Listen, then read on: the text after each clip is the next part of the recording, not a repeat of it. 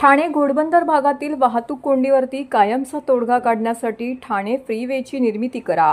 भाजपाचे कृष्णा पाटील यांची मुख्यमंत्री, उपमुख्यमंत्री व बांधकाम मंत्र्यांकडे लेखी मागणी।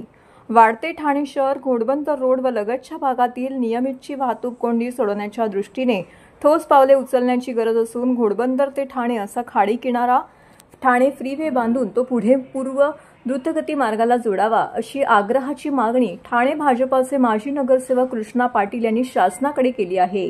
याबाबतचे लेखी पत्र त्यांनी मुख्यमंत्री आणि उपमुख्यमंत्री यांना दिले असून सार्वजनिक बांधकाम मंत्री रवींद्र चव्हाण यांची प्रत्यक्ष भेट घेऊन या महत्त्वाकांक्षी प्रकल्पाची माहिती कृष्णा पाटील यांनी दिली आहे।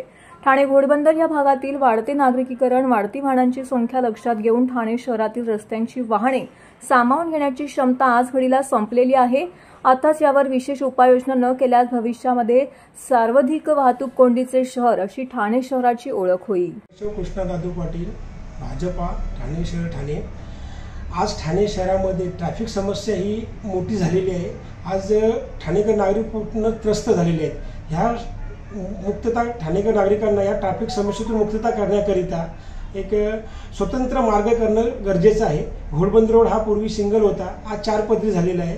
तसेच मेट्रोही आलेली आहे, पण वाढती वाहनांची संख्या आणि वाढती शहरीकरण बघताना तर हे रस्तेही कमी पडत चाललेले आहेत। आज ठाण्यातील नागरिकांना घोडबंदरला जायचं असेल तर दिवसातून 2-2 ते 3-3 तास वाया घालावे लागतात आणि ट्रॅफिकमध्ये अडकावं लागतं। आणि ही मुक्तता करायचं असेल तर एक संकल्पना मुंबईच्या धर्तीवर जसा अटल सेतू असेल किंवा फ्रीवे, ह्या धर्तीवर घोडबंदर ठाणे हा फ्रीवे करण्यात यावा आणि तो वसई क्रीक रोडपासून गायमुख असेल, कासरवडवली असेल, ह्या खाडी किनाऱ्यावरून कोपरी, पाचपा खाडी, कोपरीमध्ये जॉईन करावं। तिथून मुलुंड मार्गे तो मालखुर्दच्या फ्रीवेला जर जोडला तर बाहेरची जी येणारी वाहनं आहेत, जी गुजरातला जाणारी, नाशिकला जाणारी, ती बाहेरच्या बाहेर निघून जातील, त्यांना ठाण्यात यायची गरज नाही।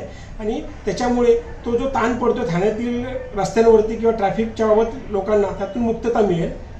त्या धर्तीवर ही मागणी केलेली आहे। हे करण्याकरता सकारात्मक भूमिका जर सार्वजनिक बांधकाम मंत्र्यांनी घेतलेलीच आहे, पण केंद्र सरकार असेल, राज्य सरकार असेल, महापालिका असेल आणि MMLD यांनी संयुक्त जर हा उपक्रम धोरणात्मक घेतला तर भविष्यात ठाण्यातली जी ट्रॅफिक मुक्त ठाणे शहर ही संकल्पना होऊ शकते आणि त्यातून शहराचं शहरीकरण वाढतं शहरीकरण होत आहे, तर त्याच्यावरती पण एक सकारात्मक दृष्टिकोन होईल।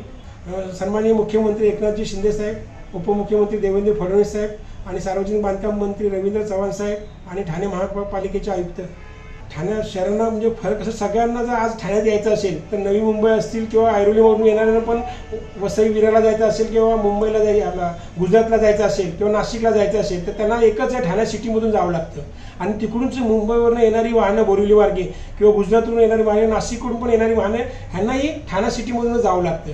तर तो ताण पडल्यामुळे ठाण्यामध्ये गंभीर समस्या झालेली आहे। तर तो ताण कमी करण्याकरता व त्या शहरातील नागरिकांना बाहेरून जर हा फ्रीवे आपण अशा पद्धतीने काढला तर तो ठाण्यामध्ये त्यांना येता बाहेरच्या बाहेर निघाल्यामुळे ते ट्रॅफिक ठाण्यामध्ये जे होतंय समस्या ते कमी प्रमाणात होऊन जाईल आणि त्यातून ठाणेकर मुक्त होतील अशी आशा आहे, म्हणून ही मागणी केलेली आहे।